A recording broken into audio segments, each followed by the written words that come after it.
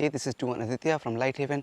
Today we're going to be continuing in our 5 attack series of videos, and we're going to be talking about what's generally called the matrix of strikes. So before we get into the matrix of strikes, you have to be comfortable with your 5 basic or your 4 basic slashes and at least your basic thrust, right? So your angle 1, which is your high forehand diagonal slash, your angle 2, which is your high backhand diagonal slash, your angle 3, which is your low or medium forehand reverse diagonal slash, angle 4, which is your low or medium reverse diagonal backhand slash, and then ideally at least your number 5 low forehand thrust. It will help, of course, if you are comfortable with all of the attacks from the stereo. So then you have your number 8 reverse thrust, your number 9 forehand thrust, your number 10 vertical slash, right? So at least you're comfortable with the basic attacks within Pekiti. And essentially what the matrix of strikes does is it gives you a kind of a blueprint on how to build basic combinations. Now I'm calling these basic combinations because the idea behind this matrix of strikes is to help you to coordinate forehands and backhands, right? And that often I place that forehand and backhand, always forehand, backhand, forehand, backhand, forehand, backhand, into kind of the a slightly basic category. I don't mean basic in the sense that it's not effective. I don't mean that at all.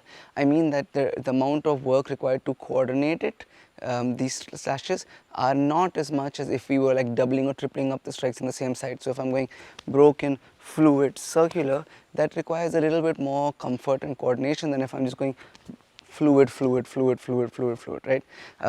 So that's why I mean it's a slightly more basic combination, not because it's less effective, but just it's easier to coordinate. So now the basic idea behind this matrix, and this applies whether I do my standard 5 attacks, which start like angle 1 is from the forehand, angle 2 is backhand, angle 3 is forehand, angle 4 is backhand, or if I do my reverse 5 attacks, so my reverse angles, where I'm going to be, reverse 1 is a 1, which is a forehand slash, but done from the backhand side. Reverse 2 is done from the forehand side, but it's a backhand slash. So whether you do it with the reverse attacks or whether you do it with the standard attacks, the idea is going to still be the same. We are going forehand, backhand, forehand, backhand. So a really simple way of looking at this combination is I'm going a 1, 2, 3, 4. Very simple, right? I mean forehand, backhand, but I can start from the backhand and I can go for a backhand, forehand, backhand, forehand. So I went 2, 3, 4, 1. I can do the same if I'm starting from the 3. I can go 3, 4, 1, 2, and same if I'm starting from the 4.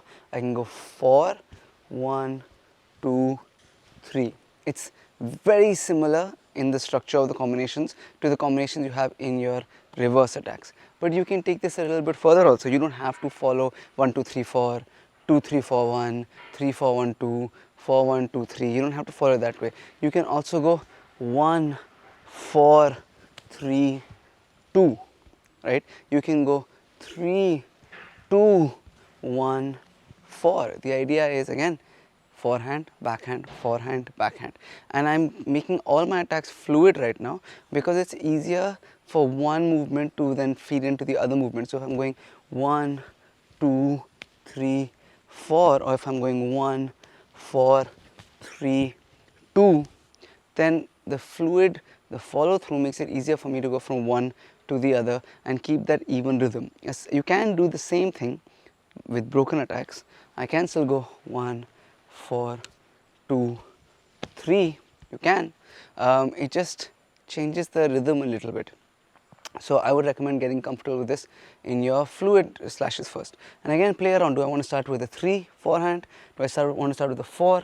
Do I want to start with a 2? Do I want to start with a 1? And what can I follow up with? Like, what can I follow the 1 up with? You essentially have 2 options. You have a 2 and you have 4. If you want to follow the 2 up, you have a 1 and a 3, right? So just play around with the different possibilities that you have within these sort of forehand, backhand systems. I want to take a quick break in the video to tell you a little bit about the exclusive content that we offer on our YouTube memberships and on our Patreon page. On both pages, we offer extended versions of the videos that go out on YouTube for free. However, on Patreon, we have 3 exclusive series that are going on.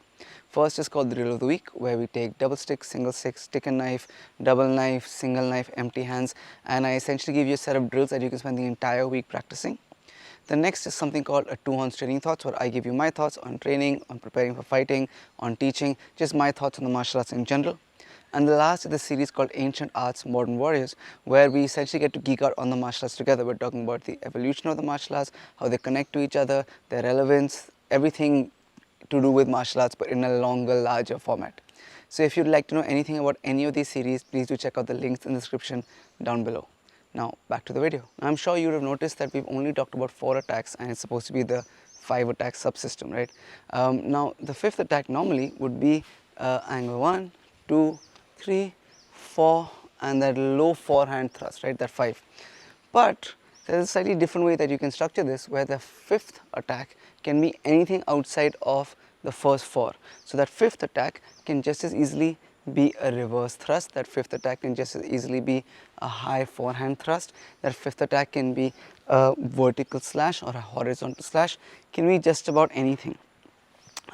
However, at least in the beginning, I would recommend that you have, you stick to the forehand backhand kind of principle. So if I'm going 1, 2, 3, 4, I want whatever attack comes next to be a forehand. So it could be that angle 10, which is a neutral, or it can be a 5, not 5, a 9, a high thrust, or it can be a horizontal slash, any forehand attack. But if I'm starting from the backhand, so like a 2, 4, 3, 1, then that 5th attack can be like a 6, it can be going from high all the way down to the ground, it can be a reverse thrust, it can be basically anything, a backhand horizontal slash. That 5th attack could be anything outside of the first 4 that you've done. So if you use that, you can come up with almost like an unlimited number of combinations where you're still sticking to the forehand backhand principle, but you are now cycling. You're not just now limited to just 4 slashes and that 1 low thrust. You can now add in any of the attacks from the abecedario or anywhere else. Also you can add Vidics in there, you can add jabs in there. As long as you're sticking to the forehand backhand kind of order, you should be okay. At least for the 5 attacks in the beginning, what we're working on right now, we're trying to stick to that order. Later you can break it, but just for now we're trying to stick to that order. Thank you guys so much for watching. If you liked what you saw, if you learned from what you saw, please do like and share this video. If you have any questions, any comments, leave that in the comments down below. Please do subscribe to the channel. All of these things really do help out the school and the channel a lot. A huge thank you to everybody on our YouTube memberships and everybody on our Patreon page. Thank you guys so much for your support. If you'd like to know more about the exclusive content that we offer on either of the 2 pages, check out the links in the description down below. Lastly, thank you guys for watching and see you in the next video.